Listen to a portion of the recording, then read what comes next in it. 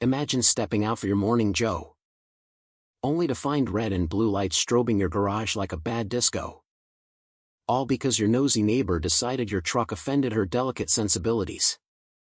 And here's the kicker, she's the HOA queen bee who thinks community standards means bowing to her every whim. But this time, she picked the wrong driveway to die on.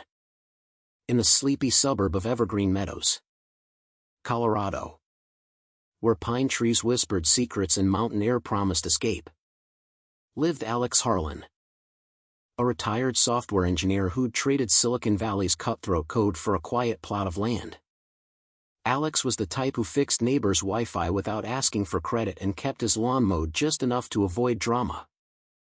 His wife, Mia, a schoolteacher with a laugh that could melt frost. And their daughter, Riley, a college freshman studying environmental science, completed the picture of unassuming normalcy. But Evergreen wasn't the haven it seemed. Lurking beneath the manicure hedges and identical mailboxes was a web of HOA rules thicker than a legal textbook, rules enforced by none other than Vivian Hargrove, the self-appointed guardian of order. Vivian, with her perfectly coiffed bob and pearl necklace that screamed "I brunch with the elite," had clawed her way to HOA president by charming the board with promises of elevated living. In reality, she ruled like a petty dictator, doling out fines for grass blades over 2 inches and banning holiday lights that weren't neutral-toned. Alex had heard the whispers, how she'd driven out the old couple down the street for their unsightly bird feeders, but he figured as long as he flew under the radar, he'd be fine. After all, after years debugging corporate messes, he knew how to spot bugs before they bit. One crisp autumn morning, Alex backed his trusty Ford F-150 into the driveway, the same spot it had occupied since he bought the place. It was no monster truck, just a reliable hauler for weekend hikes and hauling mulch. He grabbed his thermos, steam curling like a question mark. And that's when the cruiser pulled up. Lights flashing. No siren, but enough drama to wake the dead. Out stepped Deputy Ramirez, looking as thrilled as a man summoned to a catfight. And there stood Vivian on the sidewalk, arms akimbo in her floral robe, lips pursed like she'd sucked a lemon. "Officer," she trilled, voice dripping honeyed venom. "This man is blocking access with that beast of a vehicle. It's a hazard. Our covenants clearly state no obstructions." Alex froze mid-sip, coffee scalding his tongue. Blocking access? To his own driveway? He set the mug down slowly, watching her performance unfold. Ramirez scratched his head, glancing between them. "Ma'am, this is his property. Looks parked legally to me." Vivian's eyes narrowed, that fake smile cracking just a hair. "But officer, I pay taxes for safety. Do something about it." Alex said nothing, just nodded politely. Inside, though, he was cataloging every word, every gesture. Patience, he reminded himself. Code doesn't debug itself overnight. The cop left with a shrug and a warning to keep it neighborly, but Vivian wasn't done. By noon, a neon yellow notice fluttered on Alex's door like a cheap party streamer. Violation, oversized vehicle impairing community aesthetics. Remedy within 48 hours or face fines. Mia peeled it off, her eyes rolling. Aesthetics? It's a truck, not a sculpture garden gone wrong. Alex chuckled darkly, folding the paper into his growing file, a simple binder labeled Neighborhood Notes.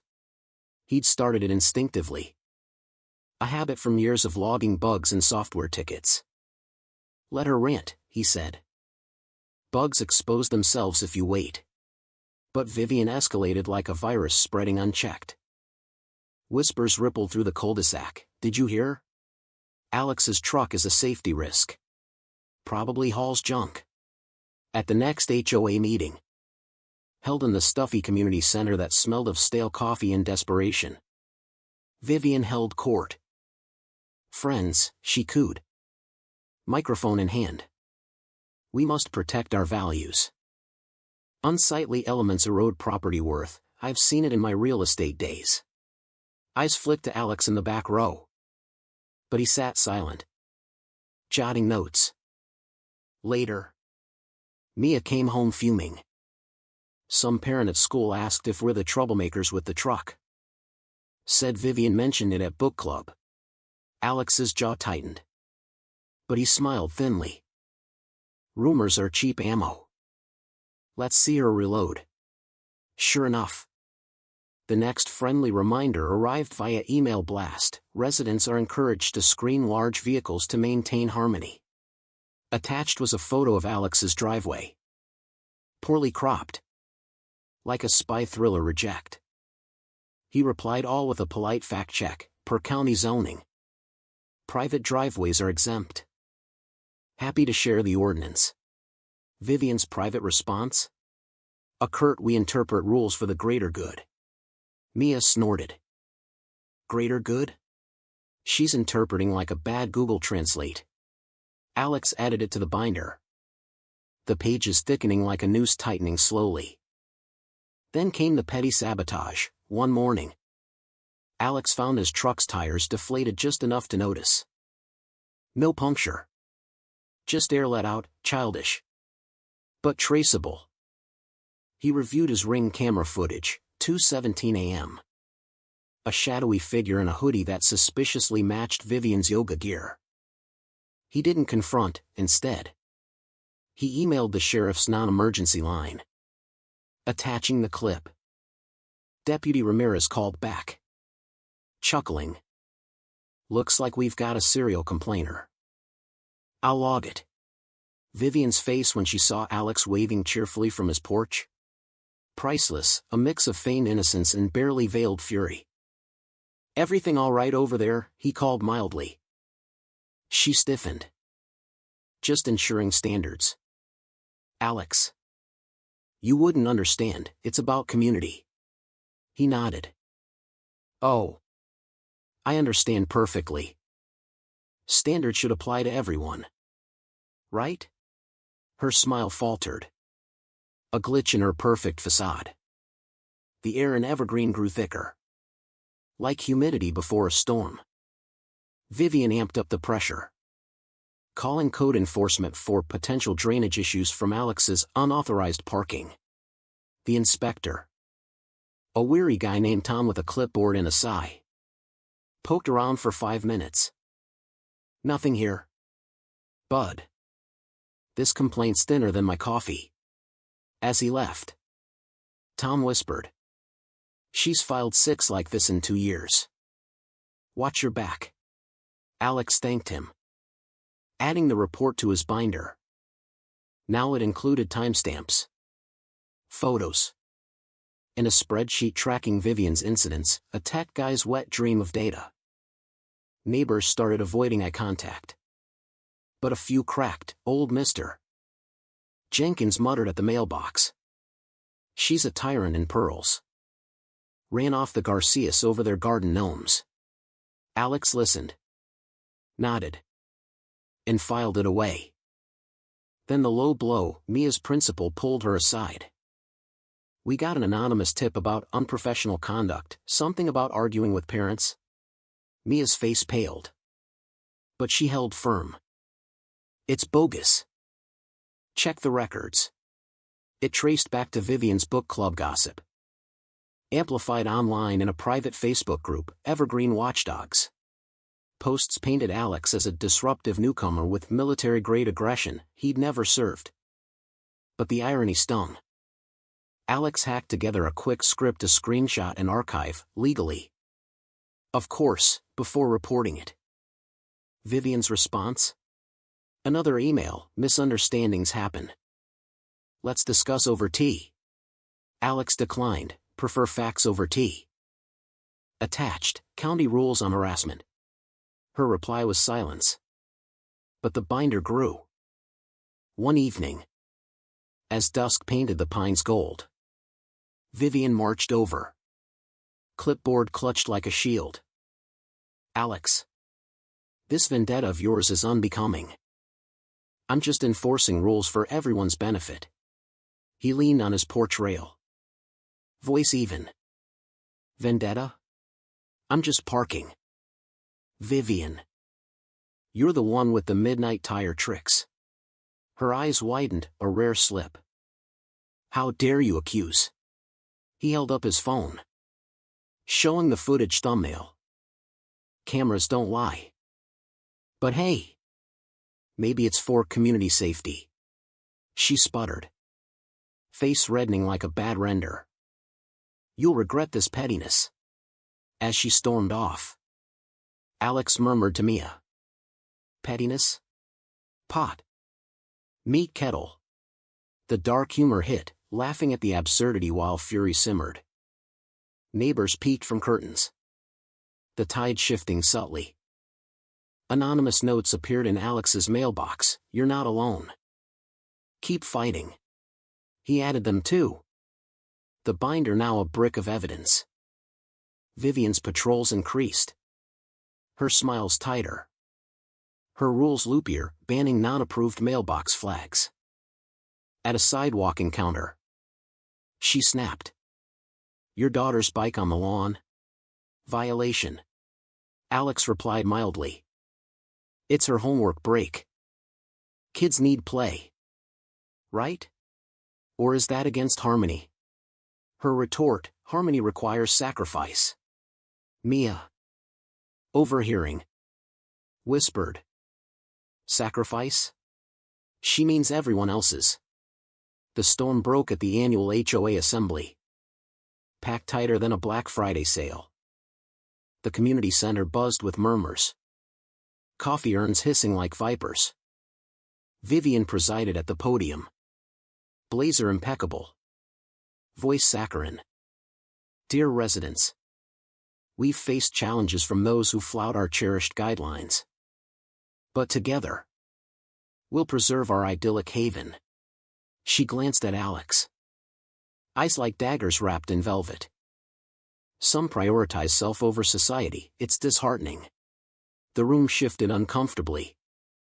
Then agenda item 7, open forum. Alex stood, binder in hand, heart steady as a server uptime. Evening. Folks, I've got some data to share. He passed out photocopies, timelines, screenshots, reports, like distributing ammo. The projector flickered on, slide 1. The tire footage. Gasps rippled. This isn't about a truck, Alex said calmly. It's about abuse of power. Slide 2, financials heat FOI aid from the county. $5,000 in miscellaneous reimbursements to Vivian's consulting firm? No bids. No votes. Whispers turned to mutters. Vivian banged the gavel. This is slander. He's twisting facts. Alex clicked next, her Facebook posts. Redacted IPs matching her home. Twisting? These are your words. That newcomer thinks he's clever. Time for real consequences. The room erupted in chuckles, bitter, satisfying ones. In the call to my wife's work? Classy. Vivian's face contorted. A mask slipping, smug confidence crumbling to raw panic. Lies. I protect this community. A neighbor shouted. From what? Bikes and trucks? Laughter swelled, dark and cathartic, as Vivian's excuses unraveled like cheap code. It's for property values, she yelped. Alex countered softly. Values? Like integrity? The vote followed, recall motion. Hands shot up, overwhelming. Vivian stormed out, pearls clacking, muttering. You'll rue this chaos. But the applause drowned her. A thunder of relief. Deputy Ramirez nodded from the back, about time. As the meeting dissolved into hugs and backslaps, Alex felt the weight lift, not vengeance, but vindication. In the weeks that followed, Evergreen exhaled. The new board, led by level-headed Ms. Patel from down the block, slashed the rulebook to essentials. Fines became warnings. Meetings turned collaborative. Alex's binder gathered dust on a shelf, a relic of the absurd. Mia's school chatter shifted to praise. Your husband's a hero. Riley even joked, Dad, you debugged the neighborhood. One evening, as pines rustled under a starlit sky, Alex sipped coffee on the porch, truck gleaming innocently. Vivian's house sold quietly. Rumor had it she moved to a gated community where she could enforce properly. Neighbors waved freely now, the air lighter, untainted by her patrols. But the lesson lingered. Power unchecked breeds tyrants in pearls, and silence feeds them.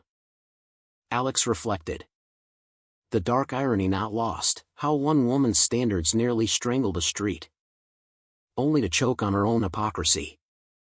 Peace returned, hard-won and sweeter for the fight.